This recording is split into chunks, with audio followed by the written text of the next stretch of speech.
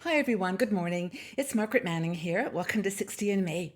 Hope that you're doing great this morning and that you've had a good day. I know some of you watch first thing in the morning when you're waking up, and then others after a day at work or out doing what you do in your lives. And whatever time of the day, I welcome you here. I'm just so glad that you make the decision to be here, and just know that you've got thousands of other women listening and watching and commenting on what we talk about, and it's kind of what this is all about. It's an interesting journey in our 60s, and I think just having people alongside you that are experiencing the same thing is a good thing.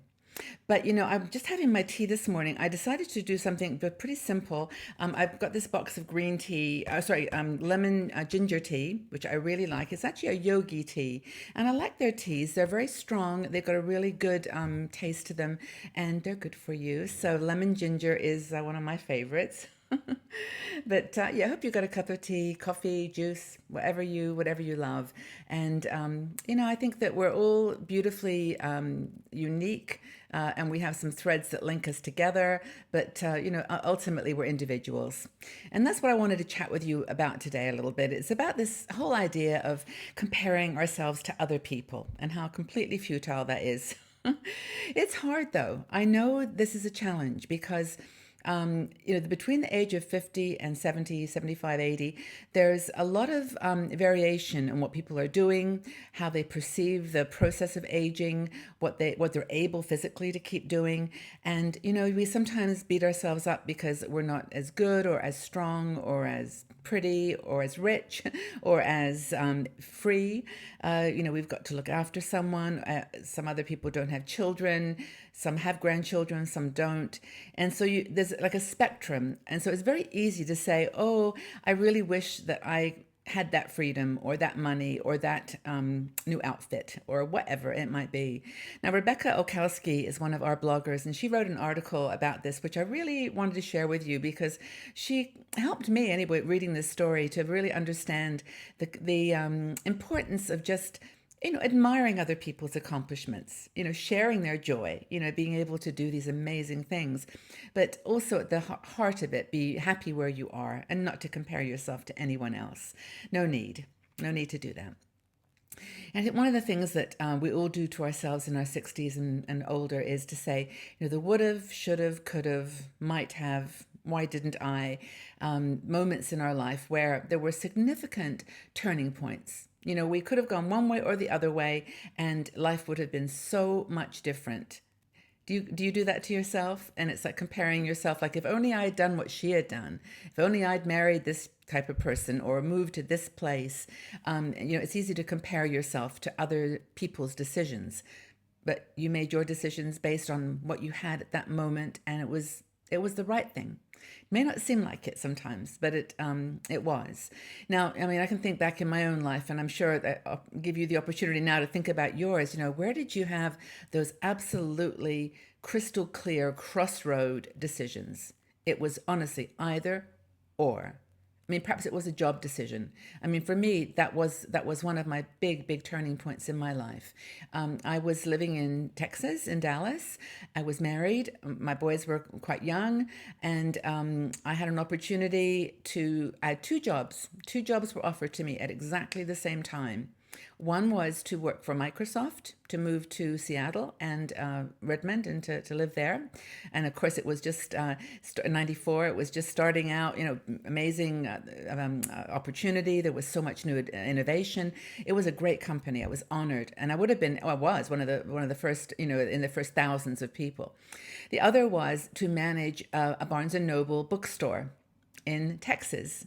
Now, I know I've mentioned this before, but I love books. I'm a huge book fan. I worked in bookstores all my life in college.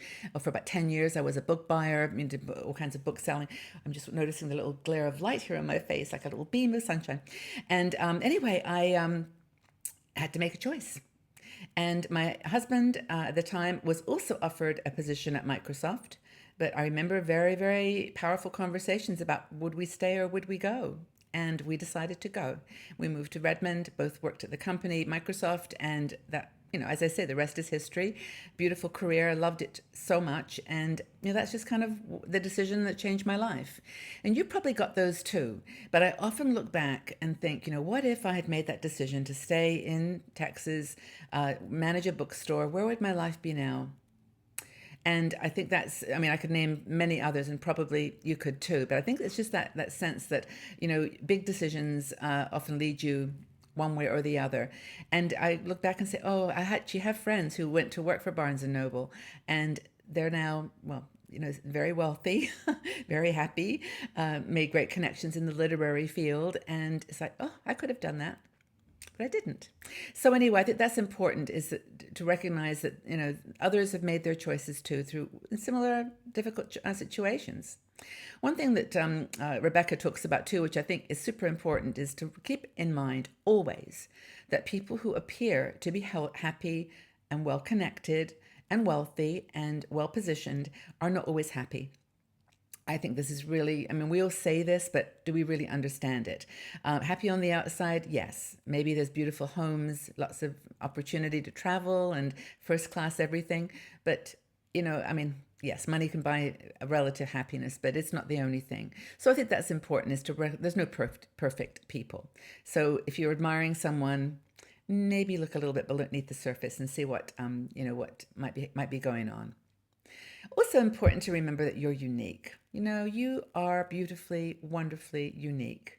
Whatever, characteristics you've got that you might be feeling are not so perfect or, flawed, it's what makes you beautiful. It's what makes you who you are.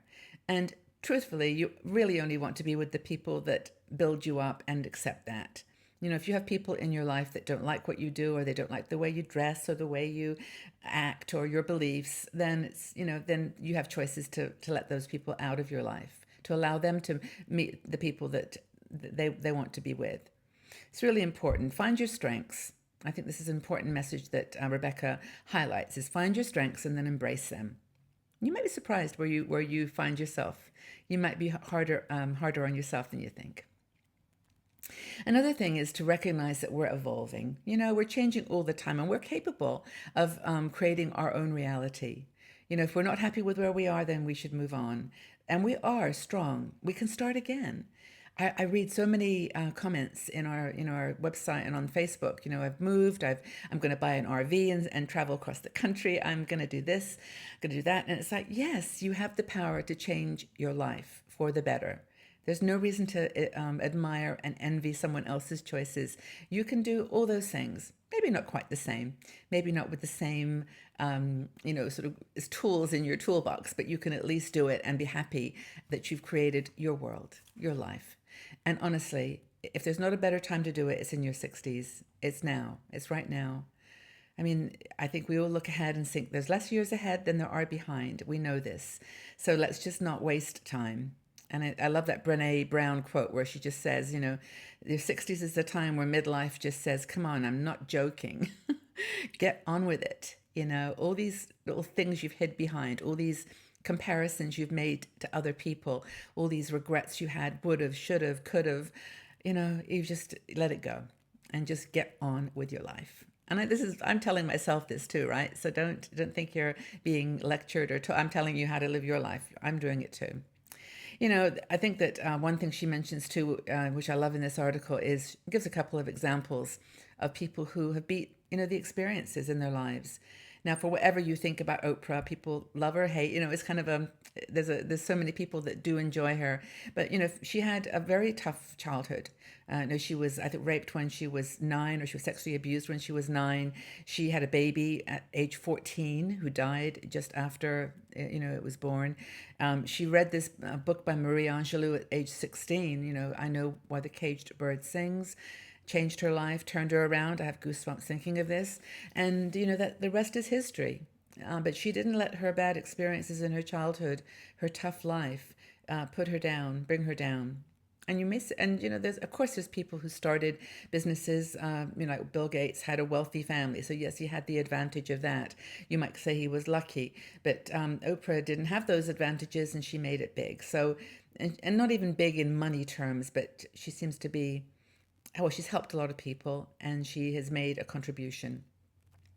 So I think that it's really important to recognize that you can do it despite your experience.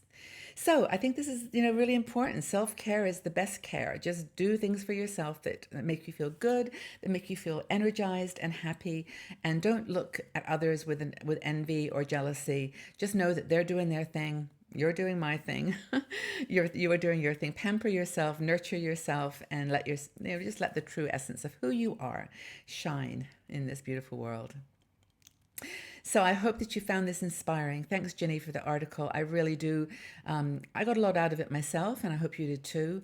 I'd love to ask you, what do you compare yourself with others? Do you secretly wish you were someone else or living someone else's life? Leave your comments in the section below. I'd really like to read your feedback and join the conversation. And yeah, let's just see what we've got to share with each other. So do you compare yourself with others?